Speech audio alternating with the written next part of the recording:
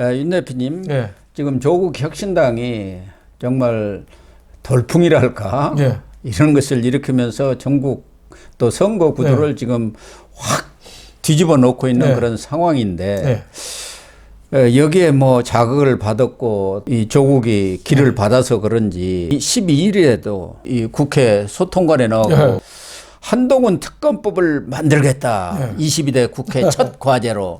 이렇게 하면서 이 좀 선을 넘는구나 하는 느낌이 들고, 이 조국의 얘기를 보면은 뭐 국민이라든가 뭐 민생을 위해서 어떤 정치를 하겠다는 얘기는 없고 완전히 화풀이, 한풀이 보복 정치를 하겠다. 그렇죠. 이런 것밖에 비춰지지 않고 있어요. 네. 보면 말도 안 되는 걸 얘기했죠. 한동훈 특검법 발의했는데 이름만 글자가 51자예요. 쉬운 한자. 아, 그렇습니까? 뭐 정치 검찰의 뭐 고발 사주 의혹, 뭐 윤석열 검찰총장 때 징계 관련 의혹, 뭐 한동훈 딸 논문 대필 의혹 하나도 혐의가 밝혀진 게 없어요. 지난번에 뭐 고발 사주 의혹 뭐 이런 거는 또 그 채널 A 뭐 관련된 건데 그거 다 끝난 거거든요. 예. 한동훈 재판까지 다 끝났지 다 않습니까? 끝났어요. 채널 A 뭐 아무 혐의도 없고 다 그 이동재 기자 다 무혐의 받았잖아요. 예, 그걸 아직도 엮고 딸 논문 한동훈 딸 논문 대필이 의혹이 뭐가 있어요? 지 딸 조국 딸이 다 했지. 예? 그게 이모 사건 아닙니까? 김남국에. 이모 씨를 이모가 했다고. 그런 걸 아직도 들고 나오는 거는 우리 사회에 아직도 미친놈들이 많아서 그래요. 미친놈들은 이런 말을 또 옳다고 또 박수쳐요. 이걸 사이다 발언이라고. 그래서 철학자 니체가 그랬잖아요. 진실의 반대말은 거짓이 아니라 확신이다. 예? 자기가 믿으니까. 예? 그래서 과도한 신념은 거짓말보다 더 위험한 진리다. 뭐 이런 얘기를 했어요. 그러니까 조국은 자기가 매일 거짓말하고 자기가 사기치다 보니까 자기가 사기치고 거짓말한 자기를 또 믿게 됐어요. 그러니까 어떻게 보면 조국은 정말 적반하장이 체질화된 거죠. 이런 말을 다 한다는 게 부끄럽지도 않겠어요. 자기는 지금 2년 구형받고 자기 마누라는 대법원 뭐 확정 판결 다 받고 전 가족이 다 유죄 판결이 법원에서 났는데도 불구하고 한동훈 특검법을 하겠대요. 그러니까 참 이 한동훈 특검법 보면은 이것은 자기 딸 조민의 그런 보복을 한동훈 그렇죠. 딸 뭐 논문 표절이라든가 뭐 봉사활동 시간을 조작했다. 이건 자기들이 했던 조작 아닙니까? 자기가 한 걸 그대로 표창장 조작하고 뭐 진짜 인턴 뭐 이런 거 전부 조작한 것을 다시 한번 한동훈 비대위원장 딸한테다 뒤집어 씌워갖고 한풀이를 하겠다. 그 얘기 그렇죠. 아닌가요? 그러니까 조국 범죄당이 됐어요. 조국은 징역 2년 지금 2심에서 받았고 또 영입 인재 1호라는 신장 시기는 전과 사범이잖아요. 또 영입 인재 또 현역 의원으로 첫 영입된 황운하 이거는 또 울산시장 선거 개입으로 징역 3년 받았잖아요. 대전에서 불출마한다더니 비례대표로 조국 당에서 지금 신청했다고 그렇게 나오더라고요. 그렇죠. 뭐 그런 뭐 여기 조국 당에는 전과 많이 다른 놈이 왕이거든요. 여기는. 그러니까 거기는 별 많이 난 사람이. 이 별이 뭐 군에서 별이 아니라 저 감옥 가는 별 많이 단 놈이 왕이에요. 여기는. 이런 어떻게 보면 조국 범죄당이 된 거죠. 이런 당에 지금 지지율이 몰리고 있는데 그러니까 제가 보기에는 일시적인 현상이겠죠. 좀 내려가긴 한데 완전히 또 바닥은 아닐 겁니다. 과거 열린민주당이 4년 전에 10% 지지율에다가 선거 때 되니까 한 5.4%로 내려갔어요. 그래서 조국도 좀 내려가긴 할 건데 거품이 빠질까요? 빠지긴 빠진다고 봐야죠. 근데 빠지긴 빠지는데 이 민주당에 실망한 이 표가 민주당 표가 친문재인, 친이재명, 호남표 세 가지를 나누고 있는데 친이재명 그대로 있고 문재인, 친문재인하고 호남표가 지금 상당히 갈등하고 있는데 그 일부분이 지금 조국 쪽으로 간 거죠. 그러나 선거전 이제 본격적으로 들어가면 양당이 적극적으로 자기 지지층을 끌어들이려다 보면은 아무래도 조국의 거품이 쭉 빠지지 않겠죠. 그러니까 지금 이재명도 몰빵을 해주세요 해갖고 빵을 들고 나와서 지금 퍼포먼스를 하고 있지 않습니까? 그렇죠. 그러니까 그 민주당 엉터리 공천에서 빠져나온 게 조국당으로 갔는데 이 조국당으로 간 게 어떻게 보면 야권 전체의 파이를 좀 크게 해준 측면이 있어요. 예. 꽃게찜도 있고 뭐 꽃게 뭐 백반도 있고 간장게장도 있고 여러 가지 메뉴를 갖다 놓은 효과가 있어요. 그러다 보니까 이 조국당으로 간 게 빠지긴 빠지는데 이게 국민으로 힘으로는 오기가 좀 어렵거든요. 예. 그래서 어떻게 보면은 국민의힘이 여기에 대해서는 좀 불리한 국면을 맞은 거죠. 그래서 국민의힘이 지금 선거 정신 바짝 차리고 해야 됩니다. 가만히 있으면은 이거 스스로 어떻게 보면 이 우하다가 그냥 뺏깁니다. 네. 조국도 검찰 족제 조기 종식의 쇄빙선이 되겠다. 네. 민주 진보 세력 승리의 애인선이 되겠다. 조국 혁신당이 네. 이렇게 지금 선언하고 나섰는데 가장 지금 국민의힘으로서는 조금 뼈아픈 게 그동안은 윤석열 대통령은 뒤로 좀 빠지고 한동훈 이재명 이 대결 상황으로 갔는데 지금 조국이 나오면서 심판론이 다시 되살아나는 그렇죠. 그런 양상을 보이고 그 부분 때문에 지금 몰리고 있는 거거든요. 그렇죠. 그래서 윤석열 대통령에 대해서도 먼저 탄핵을 하고 그다음에 레임덕 그리고 대대덕까지 가겠다. 이런 생각을 하고 있지 않습니까? 그렇죠. 그래서 조국은 이 당 만들기 전에도 개헌해가지고 부책에다가 임기단추 그걸 단서를 넣어갖고 3년은 너무 길다 하면서 이런 선명성이랄까 야권 세력들의 구미에 맞는 그런 그렇죠. 것들을 아주 강하게 들고 나오면서 그게 지금 일시적으로 몰리는 현상이라고 봐야 하거든요. 그렇죠. 뭐 반윤석열 집단이긴 한데 그런 사람들이 민주당에 실망한 반윤 세력들한테 조국은 말도 안 되는 허황된 얘기긴 하지만은 시원하게 얘기하잖아요. 뭐 탄핵하자, 임기 자른다, 뭐 막 하니까 어떻게 보면은 강성 그 반윤한테는 이게 또 먹히는 거예요. 그런 얘기 있잖아요. 유발 하랄이라고 그 호모사피엔스 책 쓴 사람이 그런 얘기 했잖아요. 1000명 조작된 얘기를 한 달간 믿으면은 가짜 뉴스고 10억 명이 1000년 이상 믿으면 종교가 된다 그랬는데 조국도 지금 거짓말 한 지가 벌써 오래됐거든요.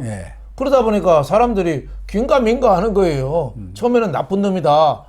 형까지 받은 정말 입시 위조하고 주가 조작하고 선거 개입하고 정말 나쁜 놈이라고 그랬는데 벌써 한 5년 6년 맨날 똑같은 거짓말 하니까 사람들이 그래? 조국도 좀 피해자일 수도 있는 거 아니야? 이런 생각하는 사람이 있는 그런 거예요. 동정론이 생기는 거예요. 이게 이 히틀러의 괴벨수 전략이 그렇죠. 아주 가장 핵심이 그거 아닙니까? 인간이 그 약한 부분이 있잖아요. 같은 얘기도 오래 들으면은 그런 식으로 왜 위록지마라는 얘기도 있잖아요.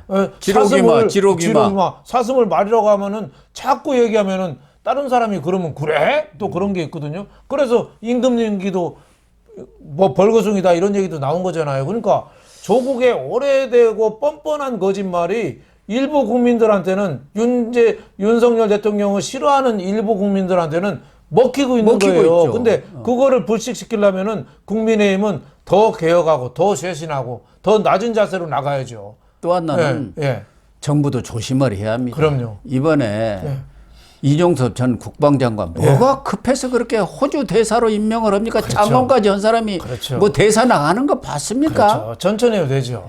그리고 지난번에 누가 보더라도 그거 타당하다고 생각하는 사람이 합리적인 중도에 있는 사람까지도 그런 사람들은 없습니다. 그런 게 이제 나이브한 거죠. 거친 거죠. 이게 뭐든지 이 프로토콜이 있고 절차가 중요하거든요. 프로세스. 그거 갖고 국민들이 실망하는 거예요. 그러니까 중도층이 이번 선거에도 결정적인 캐스팅 보트를 갖고 있잖아요. 중도층들이 아이고 뭐 별 차이가 없네. 여나 야나 이렇게 생각하면 큰일 납니다. 거칠어요. 다만 지금 민주당으로서는 조국에 대해서 어떻게 대응을 해야 하느냐 이것이 좀 고심인 것 같아요. 그렇죠. 지난 5일 날 조국이 또 당을 창당하겠다 해가지고 이재명을 만나서 서로 협력하고 연대하기는 했습니다만 그건 원칙적인 이야기고 지금 이재명 입장에서는 특히 민주당 입장에서는 조국 강을 건넜다 이렇게 그동안 선언했고 사과까지 했지 않습니까? 그런 상황에서 지지율이 좀 올랐다 해가지고 자칫 조국과 연대를 했을 경우 네. 중도층이 어떻게 반응할 건가. 그렇죠. 이런 것들이 또 걱정이 돼요. 그럼요. 그렇다고 해서 조국을 또 내치기에도 지금으로 봐서는 전체 파이가 커지는 네. 측면이 있고 비례대표에서 몇 석을 잃는다 하더라도 결국 지역구에서 조국 표가 결국은 지역구 민주당을 찍을 거 아니냐 이런 그렇죠. 생각을 하니까 지금 오락가락 하는 것 같아요. 네. 그래서 이해찬 전 대표도 네. 그쪽 분들과 좀 대화를 하면서 네. 방향도 조율하는 기회를 가져야 할 것 같습니다 네. 하고 어정쩡하게 이렇게 얘기를 하는 그게 바로 민주당의 지금 어떤 입지 아닌가 그런 생각을. 그렇죠. 이번 선거에서 저 민주당이 잘못한 게 제가 보면 크게 세 가지가 있습니다.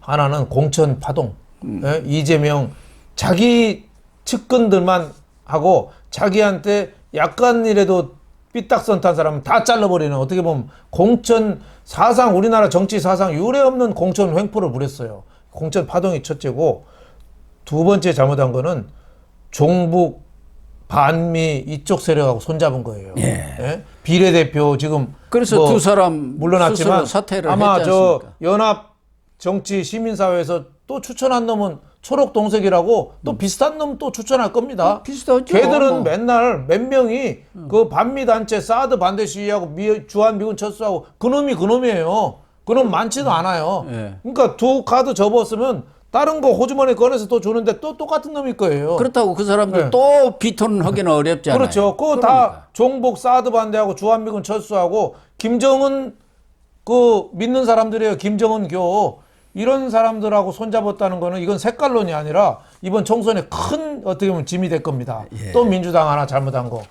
조국하고 범죄자랑 손잡은 거예요.